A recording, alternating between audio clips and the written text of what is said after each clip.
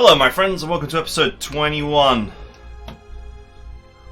And here we are, staring at Moscow. So actually I have a great deal I want to talk about since I completed this the other day.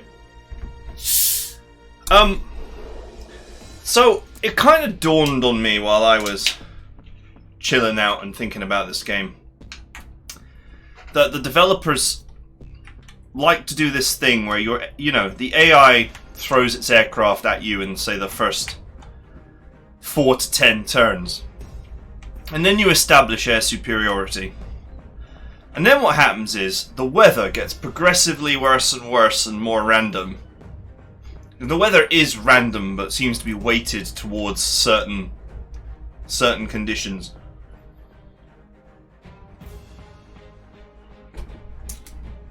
And so basically,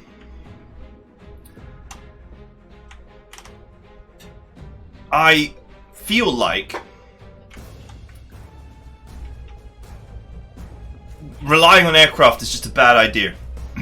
Because as the mission drags on, they just become less and less useful and viable. As you know, weather conditions are basically used to lock them out of being utilized. And I also wanted to talk about Entrenchment a little bit. So I'll just turn down the music a little bit more. I don't know why it's so loud, but anyway. So entrenchment seems to be that for every point of entrenchment, you have 10% less chance to hit. So the real way to clear out entrenchment is to either ignore it, which is what the pioneers do, use enough artillery to bring it right down, which takes time. And obviously, your strat bombers can also achieve the same thing.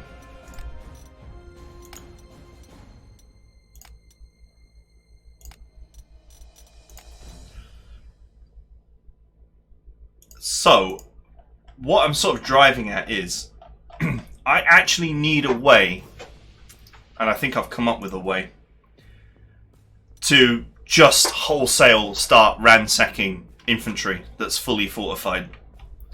Because this, if you look at this, we've got like 1, 2, 3, 4, 5, say 12, 14 tiles to cover. And 25 turns to cover it in. So, in theory, if you were advancing the front line by literally 1 tile per turn, you would have all the objectives by turn 25. That's literally the speed of progression you need to make, is 1 tile per turn.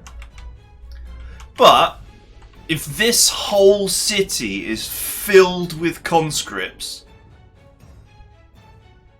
and I've only got 3 artillery, and I could buy another one, but then I'd only have 4 artillery, right? Like,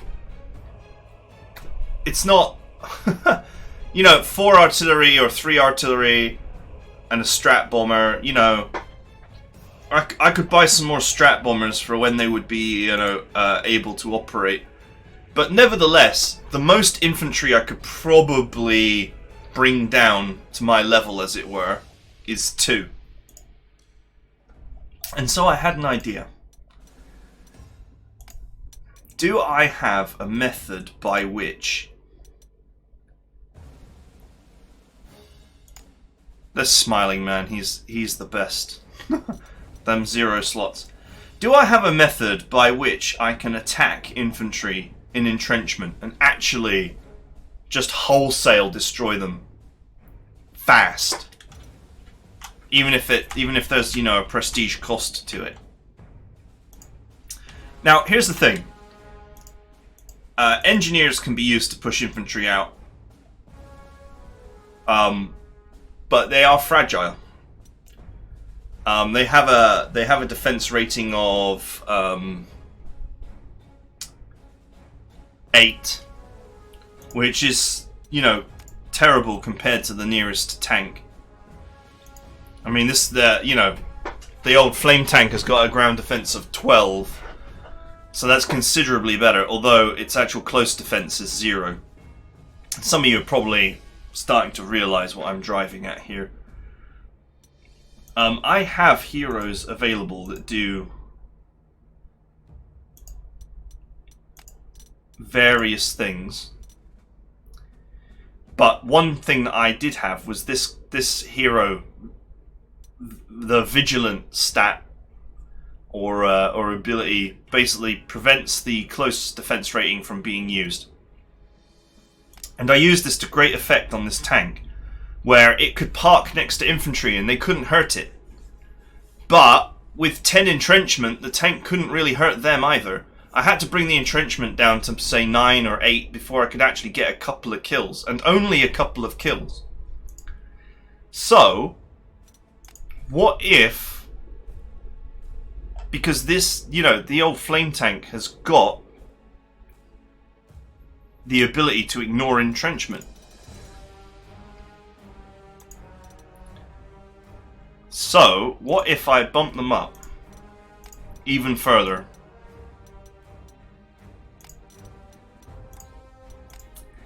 And then, hang on, I got a few more people to unassign. There's things to do. Overrun can come off now. These two have both got permanent overrun now, so they do not require the overrun hero. Excuse me. I can now put overrun on, say, these pioneers, for example. We can start teaching. It's funny, this hero, we can basically use him to start teaching overrun to people.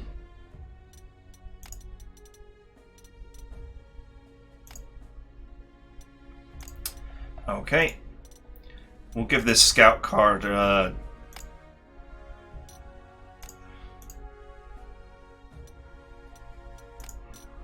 on. Just reorganizing my stuff here. So I'm gonna change the scout car so that it's got superior maneuver and distraction, so I can use it to shut down artillery if I need to by simply parking next to the artillery. And I want my toughest one for this.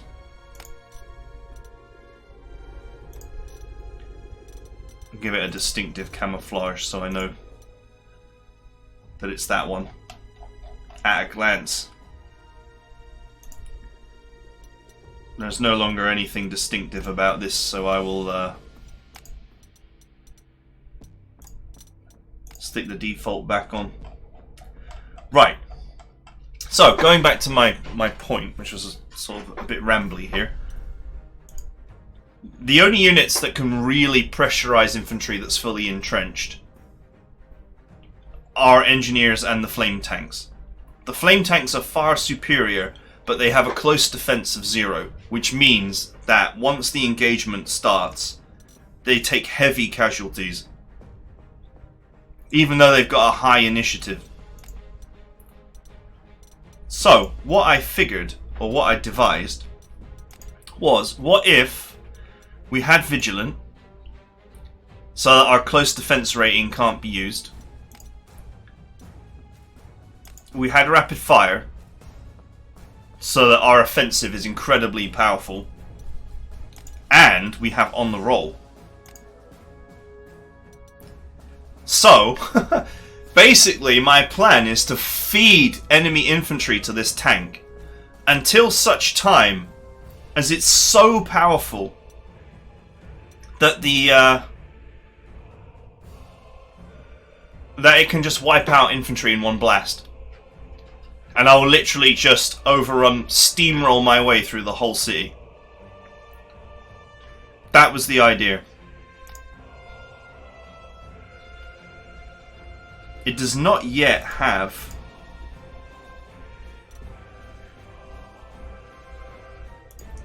unfortunately, it does not yet have Steamroller. But hopefully, getting Steamroller is kind of RNG. Hopefully we'll get it. I need to kill 6 units to get Steamroller. Hopefully we'll trigger enough overruns to actually get Steamroller going on this. In fact,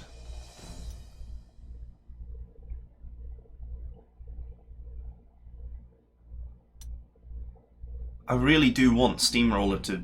I really do want Steamroller, like, just available from the offset.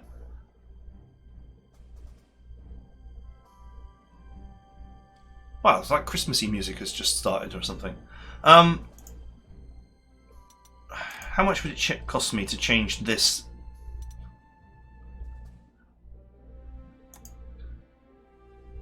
Minus 60.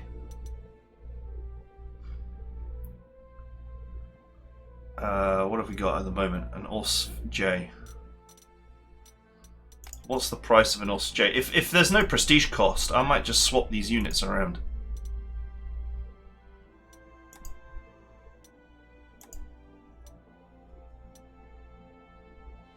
$280.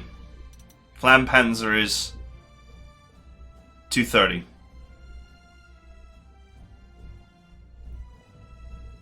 So a difference of 50.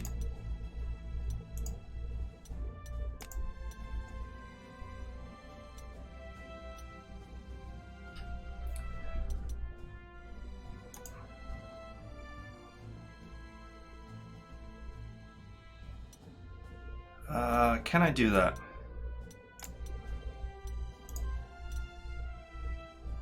Let's just check this out. So if I put this back down to 10.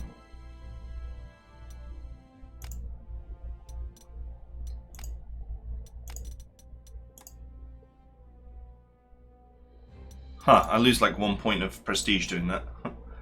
I guess it's a rounding error. And I put this back down to 10.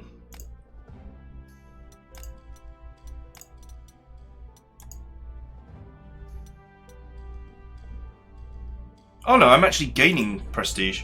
I'm gaining 1 point of prestige for doing that. How weird. Now I'm wondering if I can just swap these two. So this downgrade should refund 50.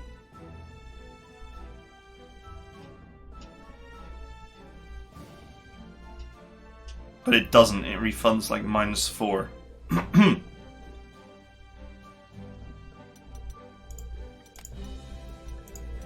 And I guess switching this to the 3J, right?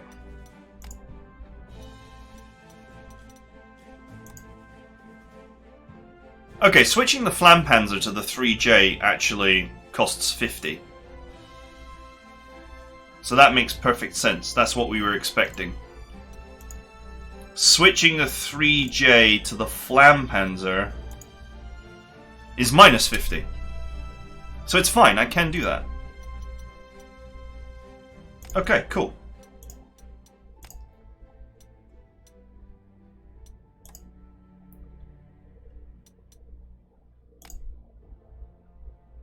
Sweet. And this bad boy has already got Steamroller.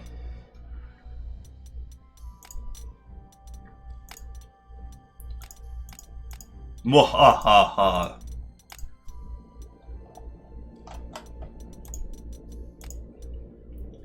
Might as well default that. Yeah, I'll actually have a different color for this tank so we know which one it is. Okay, so this one's already got Steamroller, and as much as I would like to build Steamroller onto all of my units, right now I think it's important that we actually just pull off what we're trying to pull off. Okay, so the idea is that this tank with Vigilance will be very difficult for infantry to damage. With Rapid Fire 2x, it's going to do incredible pain. And with On the Roll, that pain is going to grow as I feed it.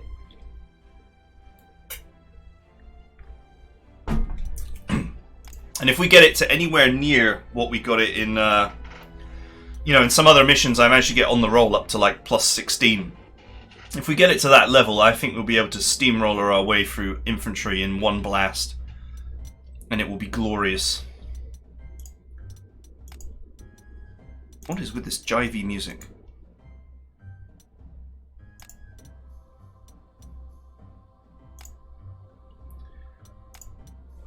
Okay.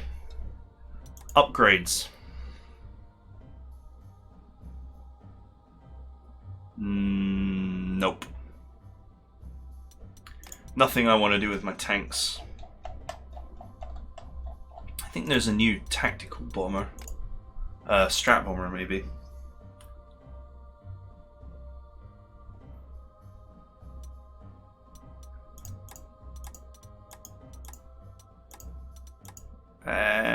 Nope.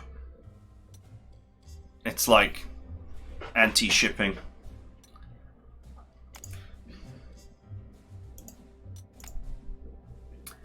New. Okay.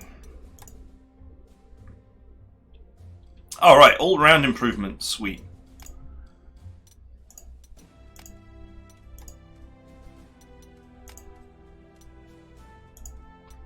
I don't think there's anything to upgrade the 88 to. Huh. Stolen kit. But not very good. Okay, so that was a lot of talk, but basically I'm hoping to create a monster, basically. I'm hoping that this flame tank, this beast of a flame tank, will be able to reach a point where it's so powerful that it can literally just one-shot infantry, no matter their entrenchment. Now, I know that the flame tank can do about, to a fully suppressed infantry, it can do between 5 to 8 as standard. With double fire, it's going to be able to do, well, 10 to 16, which is nasty. And with on the roll bonus building up, I think I might reach the point where that any kill overrun, I'm just going to be walking through Moscow, barbecuing people like I own the place. And yeah, I think the Air Force is going to be diminishing in its role a little bit. Rapid fire 1.5 flag killer. Now, I don't know if the other flame tank is really going to get much done without the the strategy really hinges on vigilance. The vigilant perk means that your tank is not using its 0 close rating, which infantry will exploit to do real damage to it unless it's suppressed. And of course, if you're having to suppress it, then you're having to use artillery, and if you're having to use artillery, then the strategy falls apart. So I will re-upgrade this with rapid fire and flag killer, but obviously not as good as it was previously, but still very good. So this is my strategy. My strategy hinges on the old War Crimes machine. Being able to build an on-the-roll bonus with it so high that I can just plow my way through Moscow. Now, of course, we need to decide what to do with our last 4 core slots, and to me it seems pretty obvious. It's time for another artillery. What else can you do? You need artillery to deal with this endless stream of entrenched infantry that we will undoubtedly face. Plus, this particular artillery is really good because it attacks both soft and hard, so it serves as anti-tank as well, which is always good.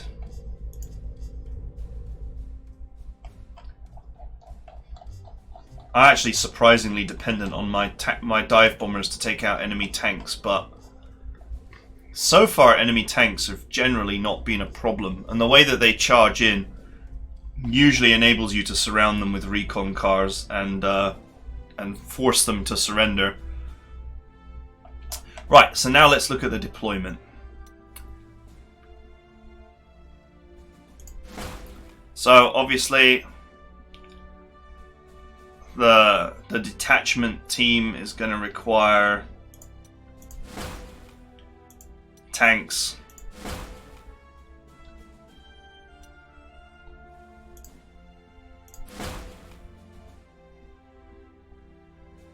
We'll put the brand new artillery and the super artillery down here.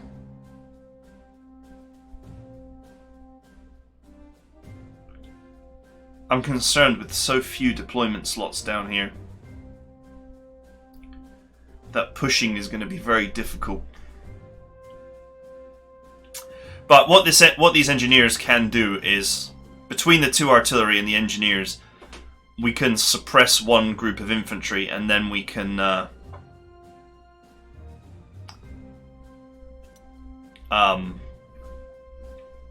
use the engineers, you know, fortification busting bonus to actually push.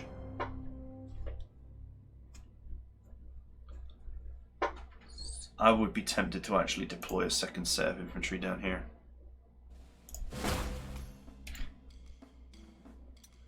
In fact, see, I kind of need an anti-air down there as well.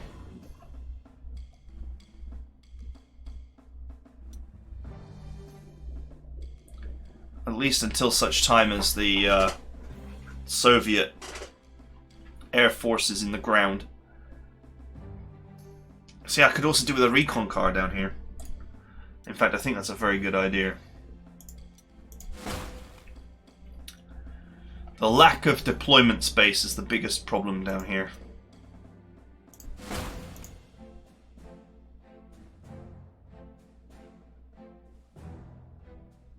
I know what I'll do. I'll move the double support hero to this. This will give me more tenacious defense.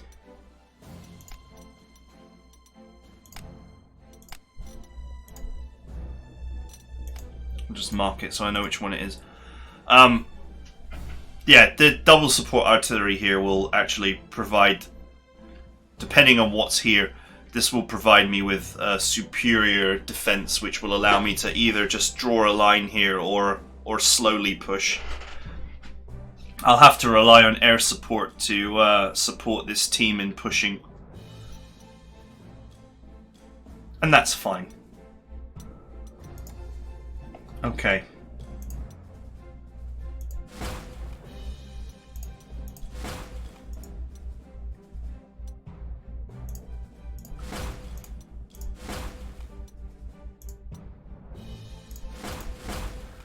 Okay, deploy my air force at this airport. This airport seemingly gives me coverage of like this whole area, pretty much, until we find a forward operating airport.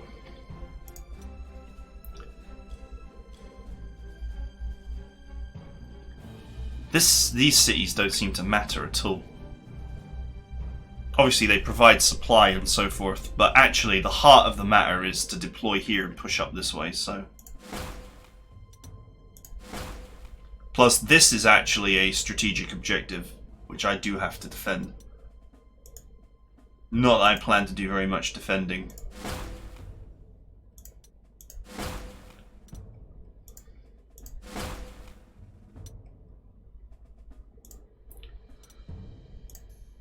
It's obviously critical that we don't deploy our artillery without anti-aircraft to protect it. However, when deployed here, it naturally falls under the umbrella of our aircraft, so it is defended. So I think I'll just deploy the AA gun up here. Scout car, so we can see what we're doing.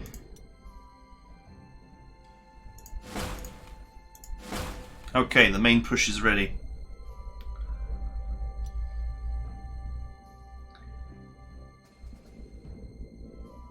Yeah, I don't have the biggest part of this, the biggest problem with this map is I don't actually have the space to deploy a cohesive force. I wouldn't mind having this tank down here. And I wouldn't mind having the old boat pirates up here. What I'll do is I'll just hold them in reserve. You can actually deploy In fact, I don't need to hold this in reserve. I can just move it on the first turn. But we'll hold the boat pirates in reserve. You can deploy after the battle has begun. So once this force has pushed up here and become a cohesive blob, and we have begun the siege of Moscow, then I'll deploy my boat pirates and bring them up. If I need to. That depends on a variety of factors, of course. But this river could potentially be annoying. So they might prove to have some utility, we'll see. And this team is just got to hold the line, basically. If it can make slow and steady progress and take this, then that's great. And once it's taken this, we could, you know, in theory, once we've taken this, this team could just sit here. I mean, I probably wouldn't sit it there, but it could sit here and that would be fine. That would be mission complete. I don't have to worry about that. Or this. We do have to worry about this and, you know, these, but all of this can come under the umbrella of this team that's just literally going to push from here to here and take all of this in its path, leaving only this and this.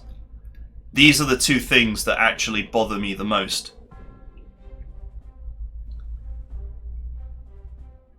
So this team may take this and then end up, because this team will have cleared this area, probably going up and then this way as a detachment to taking this.